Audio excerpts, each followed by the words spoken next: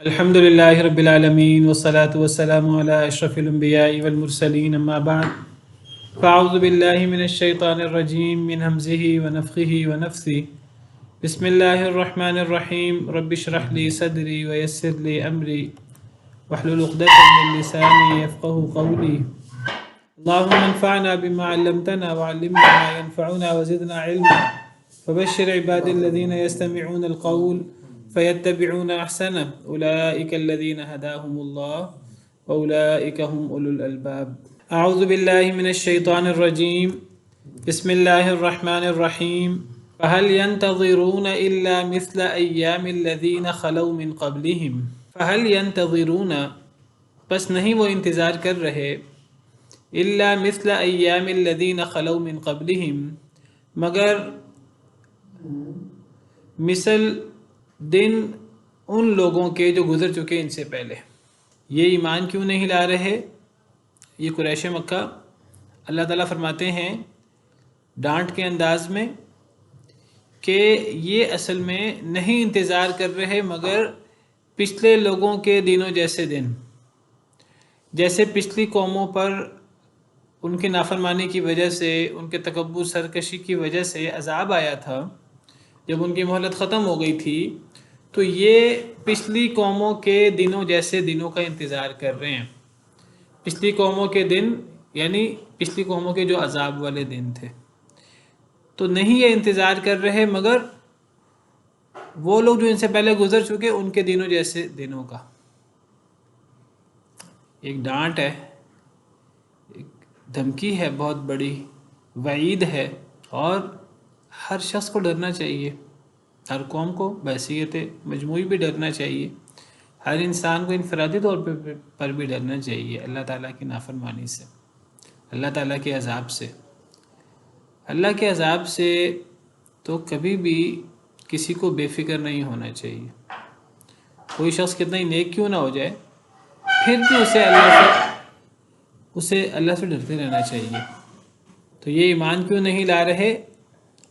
اللہ فرماتے ہیں اصل میں یہ باتوں پر عمل کرنے والے لوگ نہیں ہیں، یہ عذاب کا انتظار کر رہے ہیں، یہ عذاب سے سیدھے ہو جائیں گے فرعون کی طرح۔ فرعون نے بھی مرتے وقت سیدھا ہو کر کلمہ پڑھ لیا تھا لیکن اس کا پھر فائدہ نہیں ہوتا، یہ عذاب کا انتظار کر رہے ہیں۔ قل فانتظروا، کہہ دیجئے اے اللہ کے رسول صلی اللہ علیہ وسلم بس انتظار کرو، انی معکم من المنتظرین، بے شک میں بھی تمہارے ساتھ انتظار کرنے والوں میں سے ہوں۔ اے اللہ کے رسول صلی اللہ علیہ وسلم آپ اسے کہہ دیجئے کہ اگر تم نے ایمان نہیں لانا تو پھر ٹھیک ہے، تم انتظار کرو اللہ کے عذاب کا، میں بھی انتظار کرتا ہوں۔ پتہ لگ جائے گا کون حق پر ہے کون باطل پر ہے، پتہ لگ جائے گا کس پر اللہ کا عذاب آتا ہے کس پر اللہ کی رحمت نازل ہوتی ہے۔ تم بھی انتظار کرو، میں بھی انتظار کرتا ہوں۔ ثم ننجی رسولنا والذین آمنوا، پھر ہم نجات دیں گے اپنے رسولوں کو اور ان لوگوں کو جو ایمان لائے۔ کذالک حقا علینا ننجی المؤمنین، اسی طرح حق ہے ہمارے اوپر، لازمی ہے ہم پر، ننجی المؤمنین کہ ہم نجات دیں مومنین کو۔ اللہ فرماتے ہیں کہ اے اللہ کے رسول صلی اللہ علیہ وسلم ان سے کہہ دیجئے کہ تم نے نہیں ایمان لانا تو نہ ایمان لاؤ، ٹھیک ہے، پھر انتظار کرو اللہ کے عذاب کا، میں بھی انتظار کرتا ہوں، تم بھی انتظار کرو، پتہ لگ جائے گا کہ اللہ کا عذاب کس پر آتا ہے۔ اللہ فرماتے ہیں کہ ہم کیا کریں گے، ہم اپنے رسولوں کو نجات دیں گے اور ایمان والوں کو نجات دیں گے۔ ہم رسولوں کو نجات دیتے تھے اور ایمان والوں کو نجات دیتے تھے۔ کذالک حقا علینا ننجی المؤمنین، اسی طرح ہم پر حق ہے کہ ہم مومنین کو نجات دیں۔ پہلے بھی اللہ نے اپنے رسولوں کو نجات دی، ایمان والوں کو نجات دی، اپنے رسولوں کی اور ایمان والوں کی مدد کی۔ یہی چیز اللہ کہتے ہیں کہ ہم پر حق ہے، ہم پر لازمی ہے۔ اللہ پر کون کوئی چیز لازم کر سکتا ہے؟ اللہ پر تو کوئی چیز لازم نہیں کر سکتا، یہ پوری دنیا مل کر اللہ پر کوئی چیز لازم نہیں کر سکتی۔ اللہ تعالیٰ تو خالق کائنات ہیں، بادشاہوں کے بادشاہ ہیں۔ اللہ اپنے فضل پر سے اپنے اوپر کوئی چیز لازم کر لے، اللہ ایک اصول بنا لیں اور اللہ کہیں کہ یہ میرا اصول ہے، میں اس کی مخالفت نہیں کروں گا، تو اللہ کی مرضی ہے۔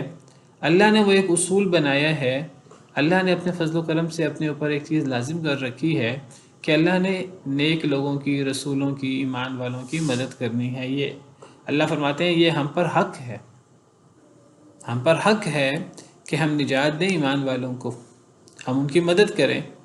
پہلے بھی ہم اپنے رسولوں کی اور ایمان والوں کی مدد کرتے رہے، یہی ہم پر حق ہے، ہم آئندہ بھی یہی کرتے رہیں گے۔ ہم نبی کریم صلی اللہ علیہ وسلم کو اور ایمان والوں کو نجات دیں گے، ان کی مدد کریں گے۔ یہ مکی صورت ہے، اللہ نے وعدہ کیا، اور دیکھیے اللہ نے یہ وعدہ پورا کیا۔ اللہ کا کون سا وعدہ ہے جو پورا نہیں ہوا یا جو پورا نہیں ہوتا؟ جنگ بدر، جنگ احد میں کفار کو شکست ہوئی شروع میں، جنگ خندق، جنگ خیبر، فتح مکہ، حنین، اور دیکھیے کہ کیسے پھر بعد میں خلفائے راشدین کے دور میں اور پھر خلفائے بنی امیہ کے دور میں کیسے اسلام کو غلبہ ہوا۔ تو اللہ کا وعدہ ہے کہ اللہ ایمان والوں کی مدد کرتے ہیں۔ کسی نے نہیں ماننا تو نہ مانے، تو پھر اللہ کا عذاب آئے گا۔ اللہ کی سنت یہ ہے کہ اللہ اپنے رسولوں کی اور ایمان والوں کی مدد کرتے ہیں۔ کتنے واضح انداز میں اللہ نے فرمایا کہ اللہ اپنے رسولوں کی اور ایمان والوں کی مدد کرتے ہیں، اور اللہ نے کتنے واضح انداز میں فرمایا کہ اسی طرح ہم پر حق ہے کہ ہم ایمان والوں کی مدد کریں۔ اللہ کا وعدہ ہے، اللہ فرماتے ہیں کہ ہم پر حق ہے کہ ہم ایمان والوں کی مدد کریں، لیکن ہمیں بعض دفعہ اللہ کے وعدوں پر شک ہو جاتا ہے، ہمیں یقین نہیں ہوتا اللہ کے وعدوں پر۔ اس لیے یقین نہیں ہوتا کہ ہمارا ایمان پختہ نہیں ہوتا، اور اللہ کے یہ وعدے ایمان والوں کے ساتھ ہیں۔ جو جتنا مومن ہوگا، جتنا زیادہ اللہ کے دین پر عمل کرنے والا ہوگا، اتنا وہ اللہ کے ان وعدوں پر یقین بھی کرے گا، اور اتنا اس کو اللہ کی مدد شامل حال بھی ہوگی۔ وَأَنْتُمُ الْأَعْلَوْنَ إِن كُنتُم مُؤْمِنِينَ، اللہ فرماتے ہیں کہ تم ہی غالب ہوگے اگر تم مومن ہو تو۔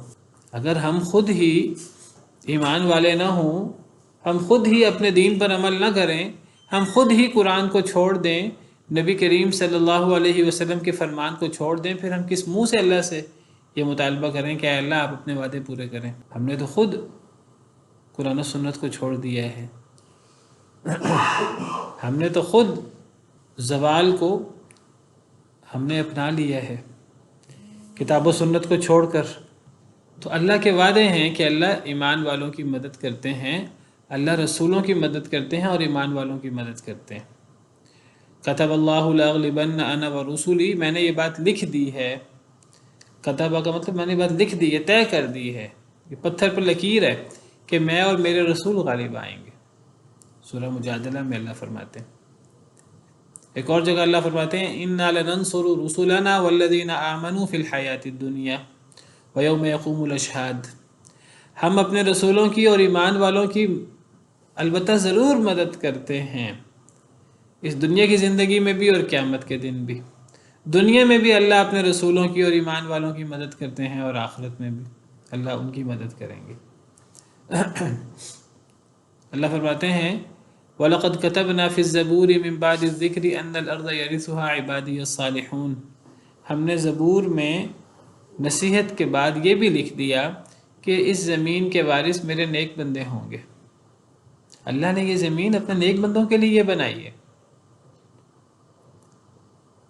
اور وہی اس زمین کے وارث بننے کے مستحق ہیں، اور اللہ ان کو اس زمین کا وارث بناتا ہے، اللہ ان کو خلافت عطا کرتا ہے، اللہ ان کو غلبہ دیتا ہے، لیکن شرط ہے کہ وہ ایمان اور توحید پر عمل پیرا ہوں، اللہ رسول کے احکامات پر عمل کریں، اللہ کے ساتھ کسی کو شریک نہ ٹھہرائیں، اور کتاب و سنت کو اپنا رہبر اور رہنما بنائیں۔ وعد اللہ الذین آمنوا منکم وعملوا الصالحات لیستخلفنہم فی الارض کما استخلف الذین من قبلہم، سورہ نور میں اللہ فرماتے ہیں اللہ نے تم میں سے ایمان والوں سے، نیک عمل کرنے والوں سے یہ وعدہ کیا ہے کہ اللہ انہیں ضرور زمین میں خلافت عطا کریں گے، جیسے اللہ نے ان سے پہلے لوگوں کو خلافت عطا کی تھی۔ وَلَيُمَكِّنَنَّ لَهُمْ دِينَهُمُ الَّذِي ارْتَضَىٰ لَهُمْ، اللہ ان کے اس دین کو مقام عطا کرے گا جو اللہ نے دین ان کے لیے پسند کیا ہے، یعنی دین اسلام۔ یہ اللہ کا وعدہ ہے کہ دین اسلام کو غلبہ حاصل ہوگا۔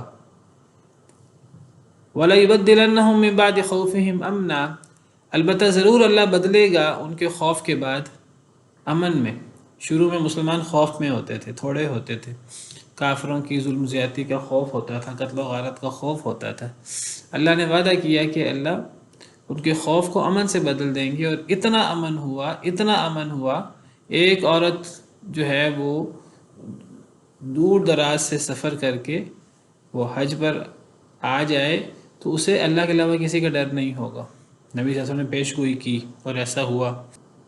یعبدوننی لا یشرکون بی شیئا، لیکن اس کی شرط ہے، اس خلافت کے وعدے کی، اس دین اسلام کو غالب کرنے کی، اس کی شرط یہ ہے کہ مسلمان کیا کریں؟ یعبدوننی لا یشرکون بی شیئا، وہ صرف میری عبادت کریں، میرے ساتھ کسی کو شریک نہ ٹھہرائیں، کسی اور سے نہ ڈریں اللہ کے علاوہ، صرف اللہ اور اللہ کے رسول کے احکامات مانیں، قرآن و سنت کو اپنا آئین بنائیں۔ یعبدوننی لا یشرکون بی شیئا ومن کفر بعد ذلک فاولئک هم الفاسقون، جو کفر کرے اس کے بعد ایسے لوگ فاسق و فاجر ہیں۔ تو اللہ نے ایمان والوں کو نجات دینے کا، ان کی مدد کرنے کا وعدہ کر رکھا ہے، اللہ نے اس کو اپنے اوپر لازم کر رکھا ہے۔ یہ اتنی بڑی خوشخبری ہے ایمان والوں کے لیے، اگر ایمان والے غور کریں تو، لیکن اس کے لیے دین پر کما حقہ عمل پیرا ہونا ہوگا۔ اس کے لیے یہ کوئی اللہ نہیں فرماتے کہ مسلمانوں کی تعداد اتنی ہونا ضروری ہے اور اتنے وسائل ہونا ضروری ہیں۔ اگر مسلمان کما حقہ دین پر عمل پیرا ہوں، تھوڑی تعداد بھی ہو، وسائل کم بھی ہوں، تو فتوحات، غلبہ تو اللہ کے ہاتھ میں ہوتا ہے۔ کم من فئۃ قلیلۃ غلبت فئۃ کثیرۃ باذن اللہ، کتنی چھوٹی جماعتیں وہ اللہ کے حکم سے بڑی جماعتوں پر غالب آئی ہیں۔ واللہ مع الصابرین، اللہ تعالیٰ صبر کرنے والوں کے ساتھ۔ یہ ہمارے ایمان کا حصہ ہے، یہ بات، یہ چیز ہمارے ایمان بالغیب میں شامل ہے کہ اللہ ایمان والوں کی مدد کرتے ہیں، لیکن اس کے لیے ہمیں ایماندار بن کر دکھانا ہوگا۔ قل یا ایھا الناس ان کنتم فی شک من دینی فلا اعبد الذین تعبدون من دون اللہ ولکن اعبد اللہ الذی یتوفاکم۔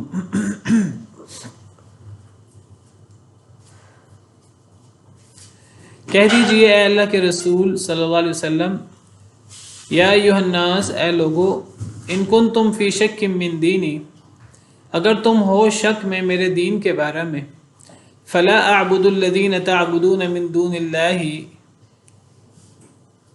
تو نہیں میں عبادت کرتا ان لوگوں کی جن کی تم عبادت کرتے ہو اللہ کے علاوہ،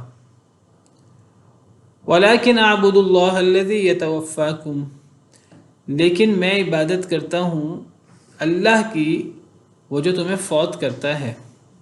اگر تمہیں، اے نبی صلی اللہ علیہ وسلم، آپ اعلان کر دیجئے کفار کے سامنے، اگر تمہیں میرے دین کے بارے میں کوئی شک ہے، میرے عقیدے کے بارے میں کوئی شک ہے، تو میں اپنا عقیدہ ببانگ دہل بیان کرتا ہوں، میں اپنا عقیدہ چھپا کر نہیں رکھتا، میں تقیہ نہیں کرتا، میں تمہارے سامنے اپنا عقیدہ، اپنا موقف کھلے الفاظ میں بیان کرتا ہوں کہ جن کی تم عبادت کرتے ہو، لات، منات، عزا کی، باطل معبودوں کی، میں ان کی عبادت نہیں کرتا۔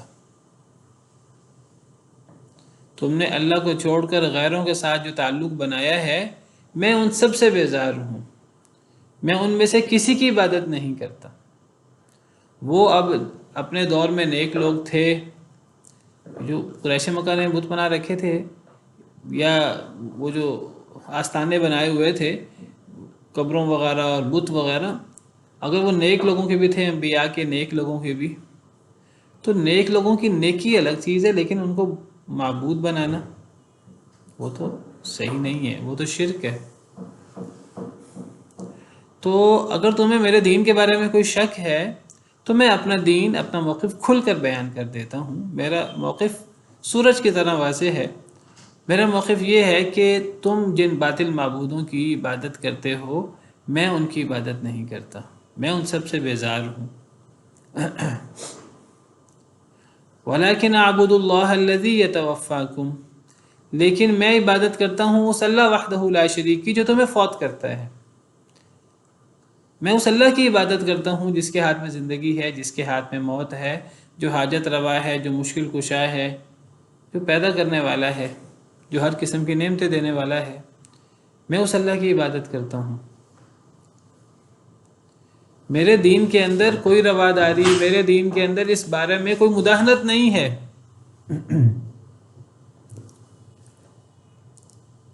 ہم لوگ بعض دفعہ ہم سمجھتے ہیں کہ ہمیں اپنے دین کو، اپنی دعوت کو نرمی کے ساتھ پیش کرنا چاہیے۔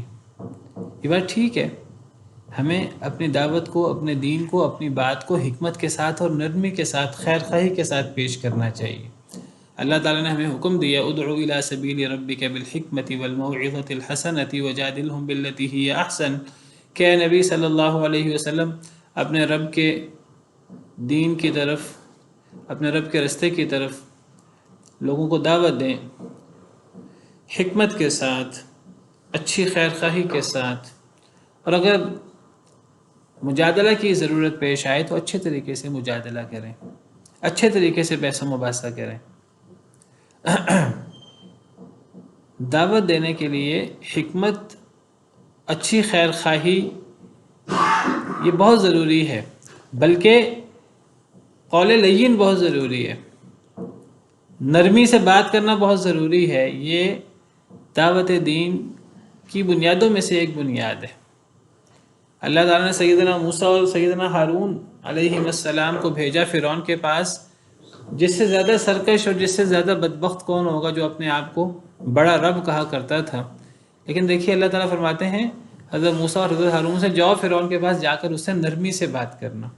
فَقُولَا لَهُ قَوْلًا لَيِّنًا لَعَلَّهُ يَتَذَكَّرُ أَوْ يَخْشَىٰ، تم دونوں اس کے پاس جاؤ اور اس سے نرمی سے بات کرنا، تمہاری نرمی سے بات کرنے سے شاید وہ نصیحت پکڑے، شاید وہ ڈر جائے۔ تو ایک ہے کہ حکمت کے ساتھ، خیر خواہی کے ساتھ بات کرنا، نرمی کے ساتھ بات کرنا، یہ بالکل ایک الگ چیز ہے۔ لیکن ایک چیز ہے کہ ہمارا موقف واضح ہونا چاہیے۔ نرمی سے بات کرنے کا مطلب یہ نہیں کہ ہمارا موقف وہ تذبذب میں ہونا چاہیے۔ یہ بالکل دو الگ چیزیں ہیں۔ بعض لوگ اس کو خلط ملط کر دیتے ہیں۔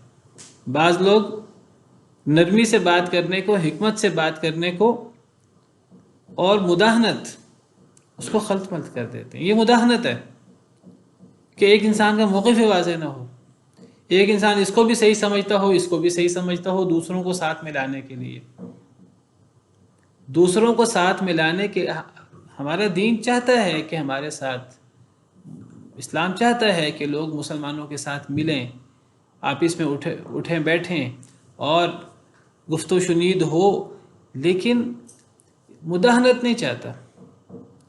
اسلام کہتا ہے کہ نرمی کے ساتھ، حکمت کے ساتھ، خیر خواہی کے ساتھ لوگوں کو دعوت دو، اچھا اخلاق پیش کرو، لیکن نرمی، خیر خواہی، حکمت، اس سب کا مطلب، اچھے اخلاق کا مطلب یہ نہیں ہے کہ انسان کا موقف ہی تذبذب میں ہو، منافقین کی طرح، مذبذبین بین ذالک لا الہ ہؤلاء ولا الہ ہؤلاء، تذبذب میں ہے، درمیان میں ہے، نہ ان کے ساتھ ہے نہ ان کے ساتھ ہے۔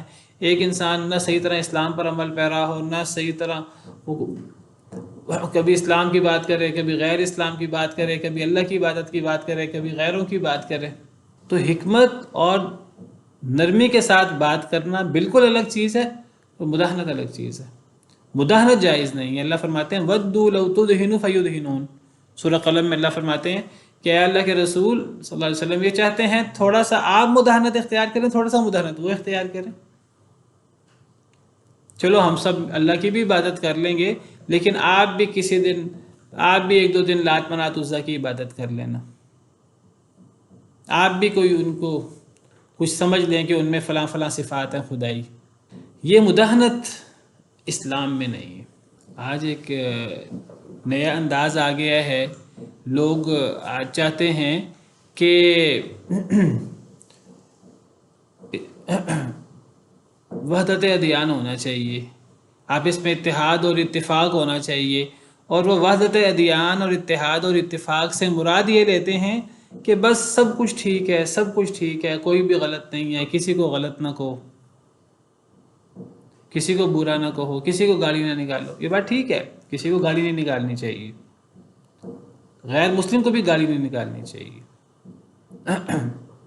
لیکن اس کا مطلب یہ نہیں ہے کہ آپ حق اور باطل بھی واضح نہ کریں کسی کے سامنے، آپ حق اور باطل کو خلط ملط کر دیں، آپ کہیں اسلام بھی ٹھیک ہے، یہودیت بھی ٹھیک ہے، عیسائیت بھی ٹھیک ہے، ہندو مت بھی ٹھیک ہے، جین مت بھی ٹھیک ہے، سکھ بھی ٹھیک ہے، سب بھی ٹھیک ہے، یہ مطلب تو نہیں ہے۔ اسلام اسلام ہے، اسلام حق ہے، اسلام پر عمل کرنے والے، توحید والے، وہ انشاءاللہ جنتی ہیں، فوری نہ جائیں تو اپنے سزا بھگت کر وہ آخر کار جنت میں جائیں گے، اور جو لوگ اسلام پر نہیں ہیں، غیر مسلم ہیں، یہودی ہیں، عیسائی ہیں، ہندو ہیں، سکھ ہیں، غیر مسلم ہیں، وہ کافر ہیں، وہ جہنمی ہیں، ان کی دنیا اور آخرت تباہ ہے، وہ آگ میں جائیں گے۔ ہمارا موقف واضح ہونا چاہیے، ایک اللہ وحدہ لا شریک کی عبادت ہونی چاہیے، اللہ کے ساتھ عبادت میں کسی کو شریک نہیں کرنا چاہیے، چاہے وہ سیدنا موسیٰ علیہ السلام بھی کیوں نہ ہو، سیدنا عزیر علیہ السلام بھی کیوں نہ ہو، سیدنا عیسیٰ علیہ السلام بھی کیوں نہ ہو، پیر فقیر کیوں نہ ہو، نبی کریم صلی اللہ علیہ وسلم ہمارے نبی، جنہیں ہمیں اپنے جان سے زیادہ محبت ہے، لیکن عبادت میں انہیں بھی شریک نہیں کیا جا سکتا۔ تو ہمارا موقف، ہمارا دین واضح ہونا چاہیے، تمہارے لیے تمہارا دین، میرے لیے میرا دین، لکم دینکم ولی دین، قل یا ایھا الکافرون، اے اللہ کے رسول آپ اعلان کر دیجئے اے کافرو، لا اعبد ما تعبدون، جس کی تم عبادت کرتے ہو لات منات عزا کی، میں اس کی عبادت نہیں کرتا، ولا انتم عابدون ما اعبد، نہ تم عبادت کرتے ہو جس کی میں عبادت کرتا ہوں، تم توحید پر عمل پیرا نہیں ہو جس طرح میں توحید پر عمل پیرا ہوں، ولا انا عابد ما عبدتم، جس کی تم عبادت کرتے ہو میں اس کی عبادت نہیں کرتا، ولا انتم عابدون ما اعبد، جس کی میں عبادت کرتا ہوں اس کی تم عبادت نہیں کرتے، لکم دینکم ولی دین، میرا دین میرے لیے، تمہارا دین تمہارے لیے۔ اخلاق اپنی جگہ، نرمی اپنی جگہ، حکمت خیر خواہی اپنی جگہ، میرا دین ہے، تمہارا دین تمہارا دین ہے، میرا دین حق ہے، دین اسلام، تمہارا دین باطل ہے، اللہ کو اسلام کے علاوہ کوئی دین قابل قبول نہیں ہے، ان الدین عند اللہ الاسلام، اللہ کے نزدیک دین اسلام ہے، ومن یبتغی غیر الاسلام دینا فلن یقبل منہ، جو اسلام کے علاوہ دین تلاش کرے گا وہ قبول نہیں ہوگا، وہ جو مرضی کیوں نہ ہو، وہو فی الآخرۃ من الخاسرین، اور وہ آخرت میں خسارہ اٹھانے والوں میں سے ہوگا۔ نبی صلی اللہ علیہ وسلم نے فرمایا، صحیح حدیث مبارکہ ہے، آپ نے فرمایا کہ جو شخص یہودی ہو یا عیسائی ہو، اس کو میرے بارے میں پتہ لگ جائے، نبی کریم صلی اللہ علیہ وسلم کے بارے میں، وہ نبی کریم صلی اللہ علیہ وسلم کے بارے میں سن لے، لیکن پھر وہ نبی کریم صلی اللہ علیہ وسلم پر ایمان نہ لائے، کوئی بھی یہودی عیسائی، نبی صلی اللہ علیہ وسلم کو سننے کے بعد آپ کے بارے میں اسے پتہ لگ جائے، پھر وہ ایمان نہ لائے تو وہ جہنمی ہے۔ یہ حدیث ہے، صحیح حدیث ہے نبی صلی اللہ علیہ وسلم کی، آپ نے فرمایا، صحیح مسلم کی روایت ہے، والذی نفس محمد بیدہ، اس ذات کی قسم جس کے ہاتھ میں نبی محمد صلی اللہ علیہ وسلم کی جان ہے، اللہ تعالیٰ کی قسم، لا يسمع بی احد من هذه الامتی، اس امت میں سے، اس امت سے مراد نبی صلی اللہ علیہ وسلم کی امت، نبی صلی اللہ علیہ وسلم کی امت میں مسلمان بھی شامل ہیں، کافر بھی شامل ہیں، یہ پوری امت نبی صلی اللہ علیہ وسلم کی امت ہے، کیونکہ آپ کی رسالت تمام انسانیت کے لیے۔ نہیں سنتا میرے بارے میں کوئی ایک اس امت میں سے، خواہ وہ یہودی ہو خواہ عیسائی ہو، یہودی عیسائی بھی آپ کی امت میں ہے، نہیں سنتا میرے بارے میں کوئی ایک اس امت میں، خواہ وہ یہودی ہو خواہ وہ عیسائی ہو، ثم یموت ولم یؤمن بالذی ارسلت بہ، میرے بارے میں ایک یہودی نے سن لیا، ایک عیسائی نے سن لیا، پھر وہ مر گیا اپنی یہودیت اور عیسائیت پر، اور وہ اس پر ایمان نہ لایا جو مجھے دے کر بھیجا گیا ہے، قرآن پر، احادیث مبارکہ پر، میری رسالت پر، دین اسلام، اس نے وہ قبول نہ کیا، وہ مجھ پر ایمان نہ لایا، الا کان من اصحاب النار، مگر وہ آگ والوں میں سے ہے، یہ ہمارا عقیدہ ہے۔ ہم کہ نہیں جی، وہ اقلیت جو ہے وہ ان کے دل جوئی کرنی چاہیے، ان کو جو ہے وہ غلط نہیں کہنا چاہیے، ان کو گمراہ نہیں کہنا چاہیے، ان کو کافر نہیں کہنا چاہیے، ان کو جہنمی نہیں کہنا چاہیے، پھر کیا کہنا چاہیے؟ سوال تو یہ ہے، جنتی کہنا چاہیے، ان کو اہل حق کہنا چاہیے۔ یہ آج بہت بڑا فتنہ ہے یہ آج، اور اس کے بارے میں آج پہلے ہوتا تھا تقابل ادیان، آج تو کہتے ہیں نہیں نہیں تقابل ادیان یہ کمپیریٹیو اسٹڈی آف ریلیجنز نہیں ہے،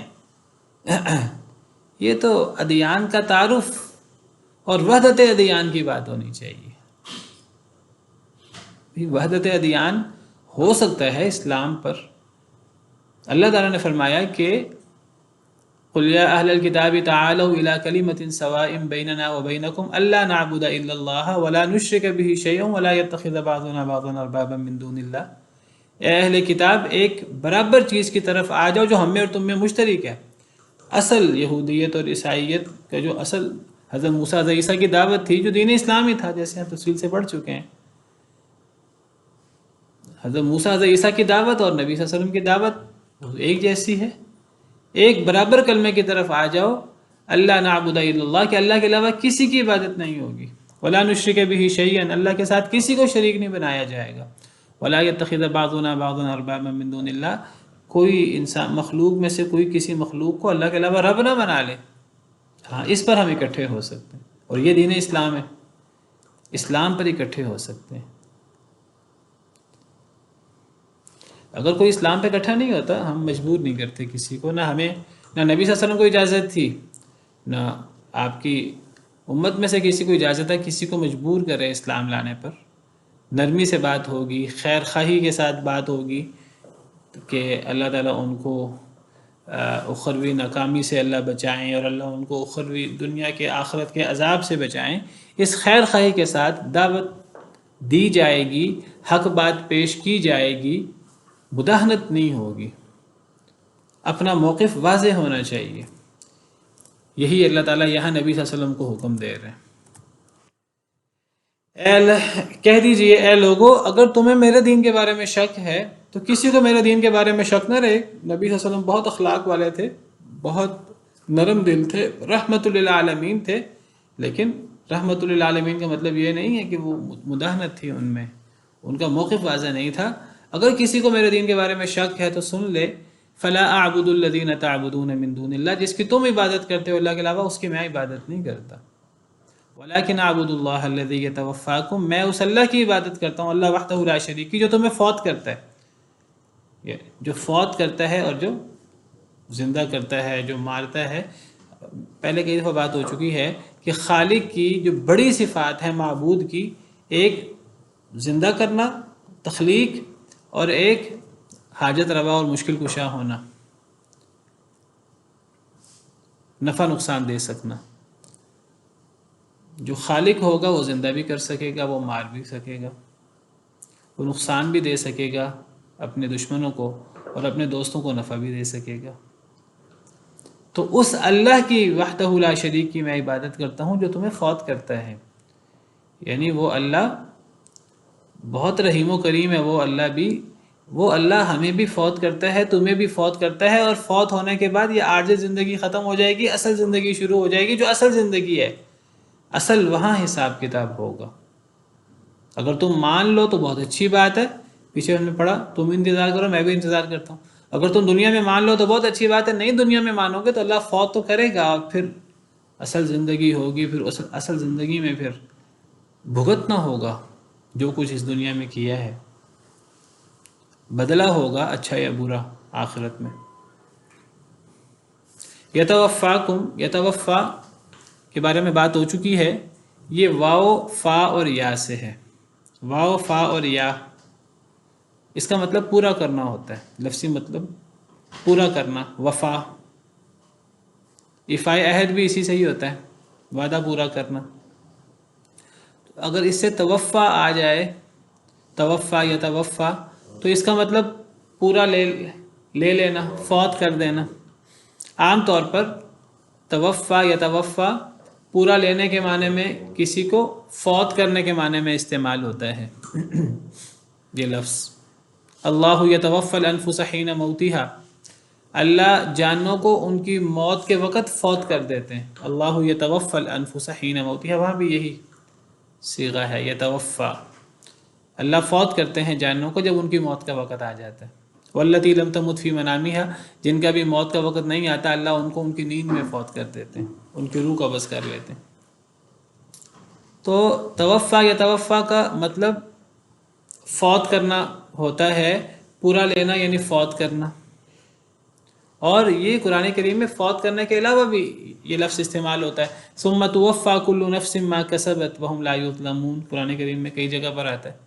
پھر ہر نفس کو جو اس نے کمایا اس کو اس کا پورا پورا بدلہ دیا جائے گا. ثم توفی کل نفس ما کسبت ووفیت کل نفس ما عملت، ہر نفس کو جو اس نے عمل کیا پورا پورا بدلہ دیا جائے گا. تو سیاق و سباق کے مطابق کہیں اس کا مطلب پورا پورا بدلہ دینا، کہیں اس کا مطلب کسی کو لے لینا یعنی فوت کر دینا. بعض جگہوں پر یہ فوت کرنے کے معنی میں ہوتا ہے، بعض جگہوں پر حضرت عیسیٰ علیہ السلام کے بارے میں یہ لفظ استعمال ہوا تو حضرت عیسیٰ کو جسم اور روح سمیت پورا اٹھانے کے معنی میں استعمال ہوا. وہاں لفظ توفا کے ساتھ رافع کا لفظ بھی ہے. اذ قال اللہ یا عیسیٰ انی متوفیک ورافعک الی، جب اللہ نے کہا اے عیسیٰ میں آپ کو پورا پورا لینے والا ہوں اور آپ کو اپنی طرف اٹھانے والا ہوں. متوفی کا میں شبہ ہو سکتا تھا کہ یہاں متوفی کا فوت کرنے کے معنی میں ہے، لیکن ورافعک الی سے معنی واضح ہو گیا کہ یہاں فوت کرنا مراد نہیں ہے، یہاں جسم اور روح سمیت آسمانوں پہ اٹھا لینا مراد ہے. جس طرح اللہ تعالیٰ نے قرآن کریم میں دوسری جگہ وضاحت کی وما قتلوه یقینا بل رفعہ اللہ الیہ. یہود کا دعویٰ ہے ہم نے حضرت عیسیٰ کو شہید کر دیا، یہود کا یہ دعویٰ صحیح نہیں ہے. اللہ فرماتے ہیں وہ یقینی طور پہ حضرت عیسیٰ کو شہید نہیں کر سکے، بل رفعہ اللہ الیہ، بلکہ اللہ نے انہیں اپنی طرف اٹھا لیا تھا. تو یتوفاکم، میں عبادت کرتا ہوں اس اللہ کی جو تمہیں فوت کرتا ہے.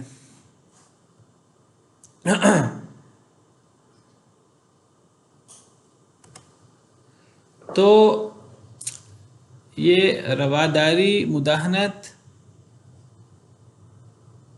اور حکمت، اس کا فرق سمجھ لینا بہت ضروری ہے.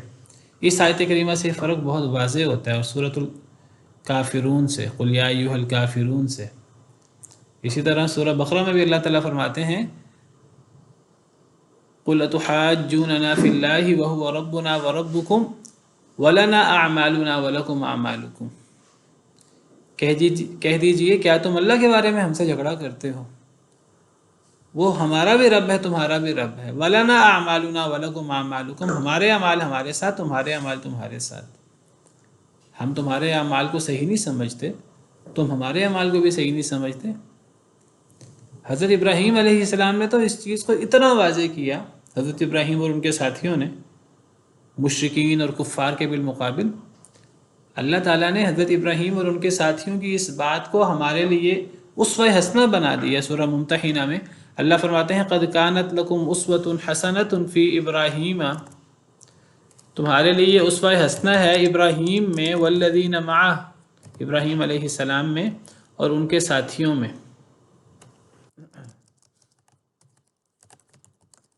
جس طرح ہمارے لیے نبی کریم صلی اللہ علیہ وسلم میں اسوہ حسنہ ہے، اسی طرح ہمارے لیے ابراہیم علیہ السلام اور ان کے ساتھیوں میں بھی اسوہ حسنہ ہے. کس چیز میں؟ اذ قالوا لقومہم، یہ سورہ ممتحنہ آیت نمبر 4. البتہ تحقیق ہے تمہارے لیے اسوہ حسنہ ابراہیم علیہ السلام میں اور ان کے ساتھیوں میں. کس بات میں اللہ؟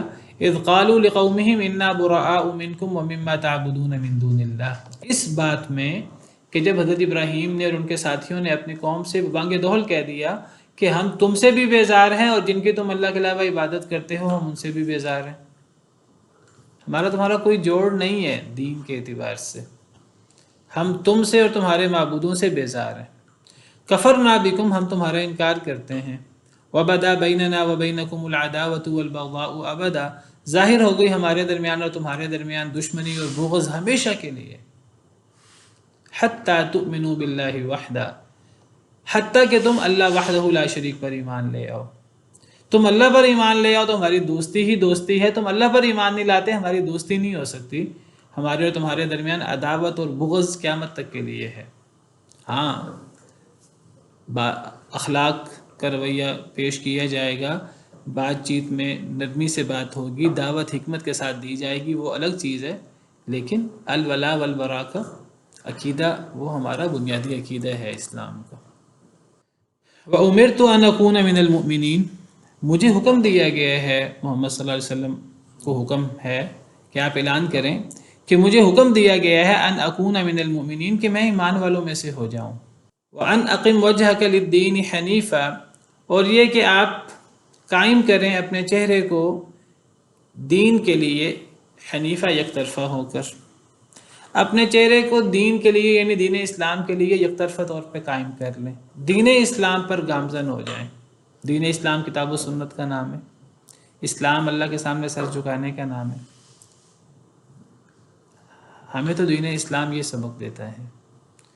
یہودیت، عیسائیت، دیگر مذاہب، ان کا اللہ رسول سے کوئی لینا دینا نہیں ہے، وہ اپنی مرضی پر عمل کرتے ہیں، نام دین کا لیتے ہیں یا اللہ کے انبیاء کا لیتے ہیں، غلط طور پہ لیتے ہیں۔ یہودی حضرت موسیٰ کا نام لیتے ہیں، حضرت موسیٰ کے پیروکار نہیں ہیں۔ عیسائی حضرت عیسیٰ کا نام لیتے ہیں، حضرت عیسیٰ کے پیروکار نہیں ہیں، ان کی تعلیمات پر نہیں ہیں۔ مشرکین مکہ حضرت ابراہیم علیہ السلام کا نام لیتے تھے، غلط نام لیتے تھے۔ اللہ فرماتے ہیں کہ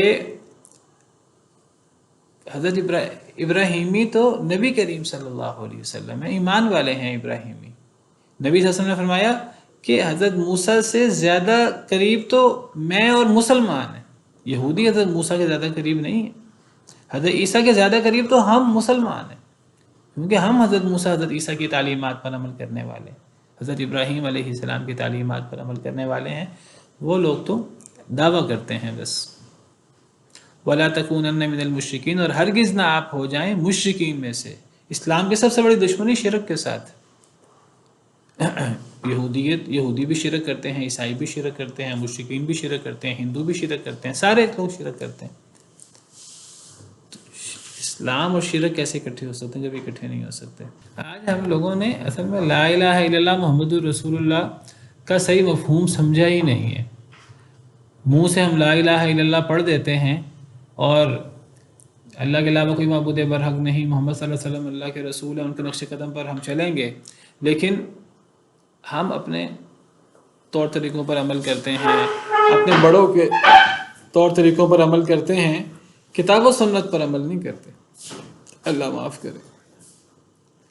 لا الہ الا اللہ محمد رسول اللہ بھی پڑھتے ہیں اور ساتھ پیروں فقیروں کو بھی معبود بنایا ہوا ہے، ان کی بھی نظر و نیاز ہوتی ہے، ان کو بھی حاجت روا مشکل کشا سمجھا جاتا ہے۔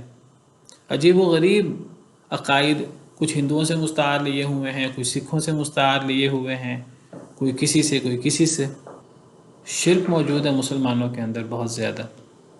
ویسے لا الہ الا اللہ محمد رسول اللہ پڑھتے ہیں، لا الہ الا اللہ محمد رسول اللہ کو پتہ ہی نہیں۔ مسجدیں جو توحید کے لیے تھیں، اللہ کی عبادت کے لیے تھیں، وہاں سب سے زیادہ شرک ہوتا ہے۔ وَأَنَّ الْمَسَاجِدَ لِلَّهِ فَلَا تَدْعُوا مَعَ اللَّهِ أَحَدًا، وہ نبی صلی اللہ علیہ وسلم جو توحید کا علم لے کر آئے، انہی نبی صلی اللہ علیہ وسلم کو اللہ کا شریک بنا دیا جاتا ہے مسجدوں کے اندر۔ یا اللہ یا رسول اللہ مسجدوں کے محرابوں کے اندر لکھا جاتا ہے۔ جس طرح اللہ کو پکارا جاتا ہے، نبی صلی اللہ علیہ وسلم کو پکارا جاتا ہے، یا رسول اللہ مدد، یا علی مدد کے نعرے لگائے جاتے ہیں۔ اور لا الہ الا اللہ محمد رسول اللہ بھی پڑھتے ہیں۔ ہم سے زیادہ تو لا الہ الا اللہ محمد رسول اللہ کا معنی مشرکین مکہ سمجھتے تھے۔ وہ کہتے تھے ہم نے لا الہ الا اللہ نہیں پڑھنا، کیونکہ ان کو پتہ تھا لا الہ الا اللہ پڑھنے کا مطلب کیا ہے۔ وہ لا الہ الا اللہ پڑھنے کے منکر تھے۔ ہم لا الہ الا اللہ بھی پڑھ رہے ہیں اور طور طریقے اللہ معاف کرے انہی جیسے ہی ہیں۔ ان کو پتہ تھا لا الہ الا اللہ محمد رسول اللہ کا مطلب ہے کہ تمام معبودوں سے کنارہ کش ہونا پڑے گا، اللہ وحدہ لا شریک کے ساتھ تعلق بنانا ہوگا۔ وہ بڑے تعجب سے کہتے تھے اجعل الالہۃ الہا واحدا، ہم تمام معبودوں کو چھوڑ کر ایک اللہ کی عبادت کریں، ہم لا الہ الا اللہ نہیں پڑھ سکتے۔ ان کو پتہ تھا لا الہ الا اللہ پڑھنے کا مطلب یہ ہے۔ لیکن ہمارے ہاں کیا ہے؟ ہمارے ہاں لا الہ الا اللہ بھی پڑھا جا رہا ہے اور غیر اللہ کو پوجا بھی جا رہا ہے، محمد الرسول اللہ بھی پڑھا جا رہا ہے، اور نبی صلی اللہ علیہ وسلم کی طرح اوروں کو بھی معصوم سمجھا جا رہا ہے۔ محمد الرسول اللہ صلی اللہ علیہ وسلم کی بات کے علاوہ اوروں کی بات کو بھی دین سمجھا جا رہا ہے۔ والعیاذ باللہ۔ تو ہمیں ہمارا دین کا پتہ ہونا چاہیے، ہمارے دین کی بنیادیں کیا ہیں۔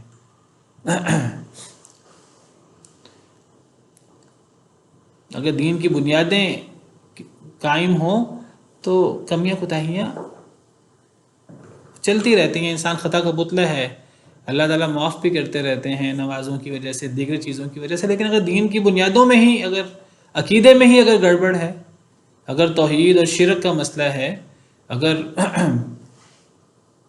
کتاب و سنت ہی ہمارے جو ہیں وہ کتاب و سنت پر ہی عمل نہیں ہو رہا، پھر پیچھے کیا رہ جاتا ہے؟ پھر پیچھے کچھ بھی نہیں رہ جاتا۔ تو نبی صلی اللہ علیہ وسلم کا رستہ اور نبی کریم صلی اللہ علیہ وسلم کا دین کیا ہے وہ یہاں سے واضح ہو رہا ہے۔ آپ سب سے پہلے آپ نے توحید کی دعوت دی، اور دین اسلام کا بنیادی جو بنیاد ہے وہ توحید ہے۔ وَأَنَّ هَذَا صِرَاطِي مُسْتَقِيمًا فَاتَّبِعُوهُ، یہ میرا رستہ سیدھا ہے، اس سیدھے رستے کی پیروی کرو، کتاب و سنت کا رستہ۔ وَلَا تَتَّبِعُوا السُّبُلَ فَتَفَرَّقَ بِكُمْ عَنْ سَبِيلِهِ، بہت سارے رستوں کی پیروی نہ کرو، وہ تمہیں اللہ کے ایک سیدھے رستے سے تمہیں وہ ہٹا کر لے جائیں گے۔ ذَلِكُمْ وَصَّاكُمْ بِهِ لَعَلَّكُمْ تَتَّقُونَ، اللہ تمہیں نصیحت کرتے ہیں تاکہ تم پرہیزگار بن جاؤ۔ قُلْ هَذِهِ سَبِيلِي أَدْعُو إِلَى اللَّهِ، کہہ دیجئے یہ میرا رستہ ہے، یہ کتاب و سنت کا رستہ، میں اللہ کی طرف دعوت دیتا ہوں، بصیرت کے ساتھ میں بھی اور جو میری پیروی بھی کرے۔ تو بہرحال یہ نبی صلی اللہ علیہ وسلم کا دین ہے جس میں شرک نہیں ہے، جس میں توحید ہے، اور یہ بڑا واضح دین ہے۔ ایک اللہ وحدہ لا شریک کی طرف اپنے چہرے کو قائم کرنا ہوگا، توحید، حضرت ابراہیم علیہ السلام کی طرح۔ وَلَا تَكُونَنَّ مِنَ الْمُشْرِكِينَ، اے نبی مشرکین میں سے ہرگز نہ ہو جانا۔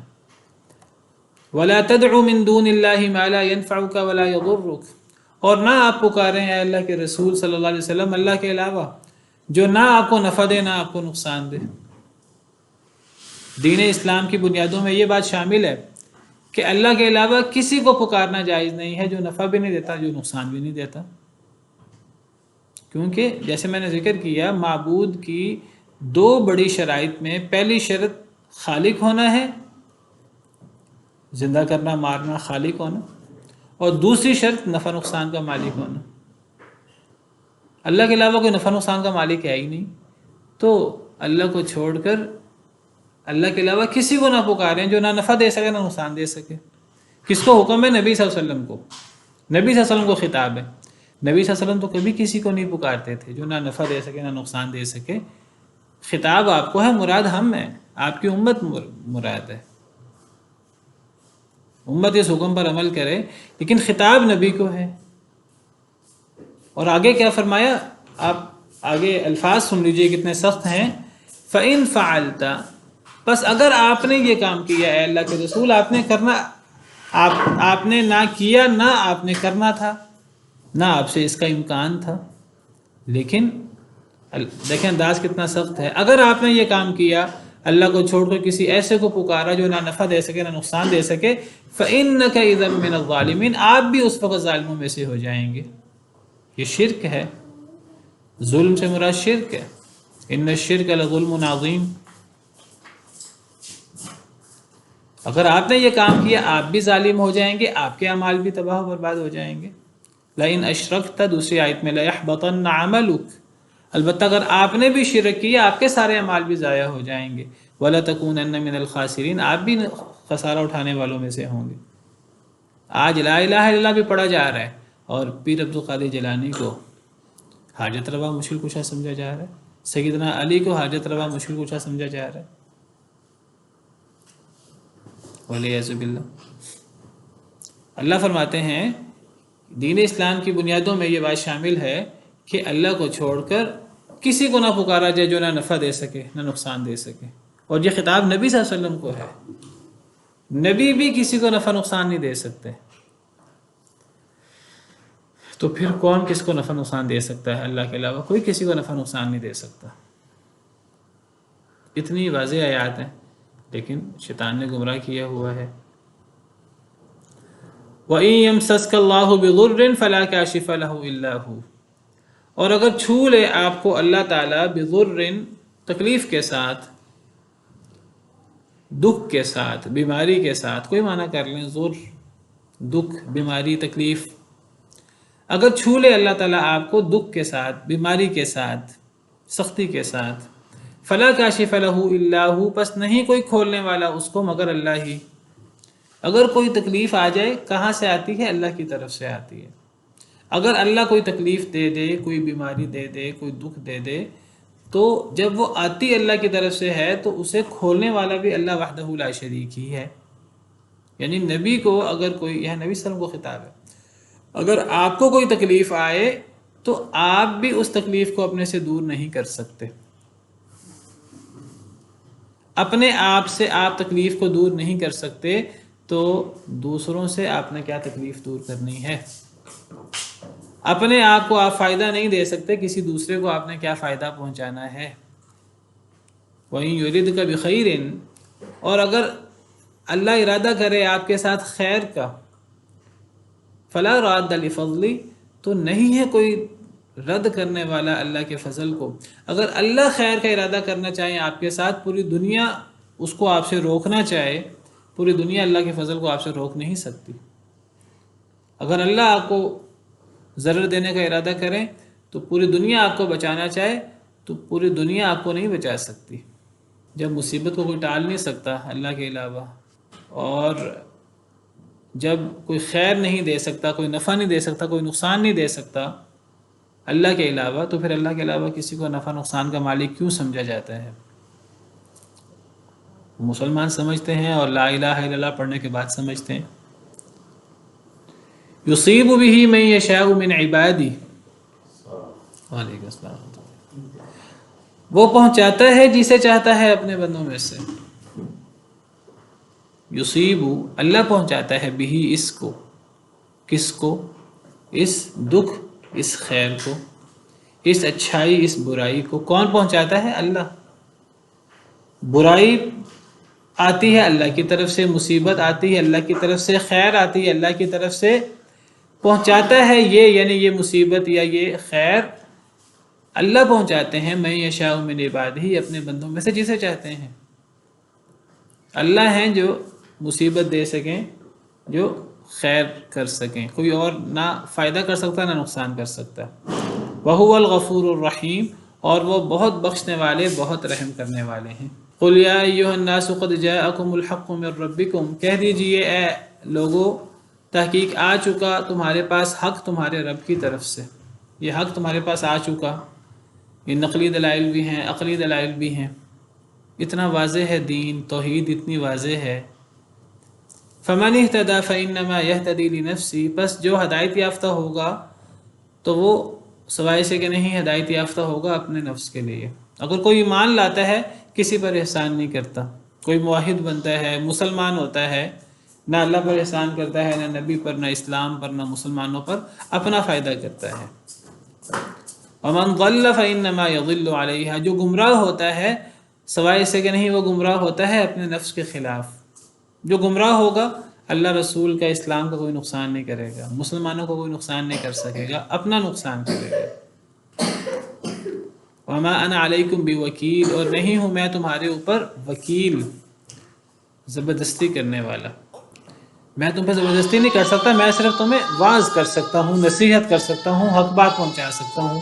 تو فرمایا کہ تمہارے پاس اللہ کی طرف سے حق آ چکا ہے، دین اسلام آ چکا ہے، اب تم پہ کوئی زبردستی نہیں ہے، جو ہدایت یافتہ ہوگا اس کا فائدہ اسی کی ذات کو ہوگا، جو گمراہ ہوگا اس کا نقصان اسی کی ذات کو ہوگا، اور میں تم پہ کوئی زبردستی کرنے والا نہیں ہوں۔ میرا کام صرف تمہارے سامنے حق کو واضح کر دینا ہے، تم تک حق کو پہنچا دینا ہے، میں تمہیں زبردستی نہیں کر سکتا۔